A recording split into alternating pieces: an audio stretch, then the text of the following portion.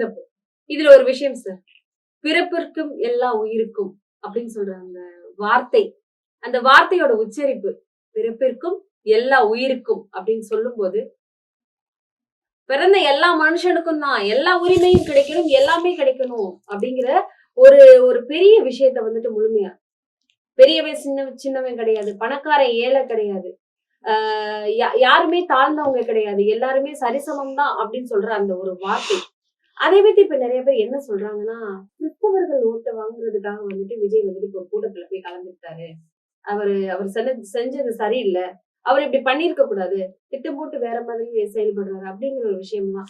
மத சார்பற்ற கட்சின்னு சொல்லிட்டு அவங்க மதத்த தழுவி தான் போறாங்க அப்படின்னு சொல்லிட்டு ஒரு விஷயத்த கொண்டு வந்து வைக்கிறாங்க. அத நீங்க எப்படி பார்க்குறீங்க சார்? பிறப்புக்கும் எல்லா உயிருக்கும். வள்ளுவனின் தத்துவம். கிறித்துவ தத்துவத்தை வைக்கல.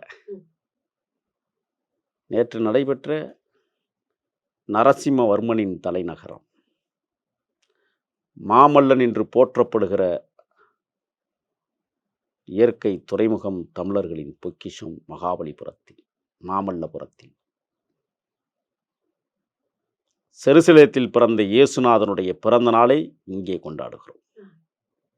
மாமல்லபுரத்தில் பிறப்புக்கும் எல்லா உயிருக்கும் எல்லோரும் வர வேண்டும் என்பதற்காக எல்லா மதத்தவரும் அந்த விழாவிலே கலந்து கொண்ட பேர் அற்புதம். சில கலைசரைகள் அப்படித்தான் பேசுவார்கள். ஓட்டிற்காக அல்ல, உரிமைக்காக உணர்வுக்காக கூடியவர்கள் அனைவரும் தமிழர்கள். அவன் எந்த மதமாக இருந்தாலும் சரி. அவர்களுக்கு மத்தியில் என் தலைவன் ஒரு விழாவை செருசலேத்தில் பிறந்த ஒரு மாபெரும் புரட்சி வீரன் இயேசுநாதர். யூதர்களுக்கு இடையிலே நடக்கிற யுத்தங்களில் மாபெரும் புரட்சியாளனாக திகழ்ந்த இயேசுநாதர் கடைசியில் யூதர்களாலேயே சிலுவையில் அறையப்பட்டு படுகொலை செய்யப்பட்டார் என்பது வரலாறு. காந்தியும் அப்படித்தானே.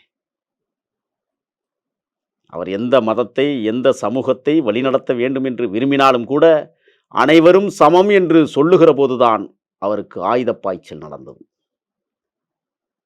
தளபதி விஜய் அவர்களும் பிறப்புக்கும் எல்லா உயிருக்கும் அனைவரும் சமம் என்கிற தத்துவ கோட்பாட்டில் வாடிய பயிரை கண்டபோதெல்லாம் மனம் வாடியது என்று வள்ளலார் சொன்னதைப் போல ஏழைகளின் மனங்களை கொள்ளையடிக்கிற தலைவனாக விஜய் இன்னைக்கு வந்து கொண்டிருக்கிறார் என்றால் ஏழைகளின் முகம் வாடிவிடக் கூடாது என்பதற்காக களத்திற்கு வருகிறார்.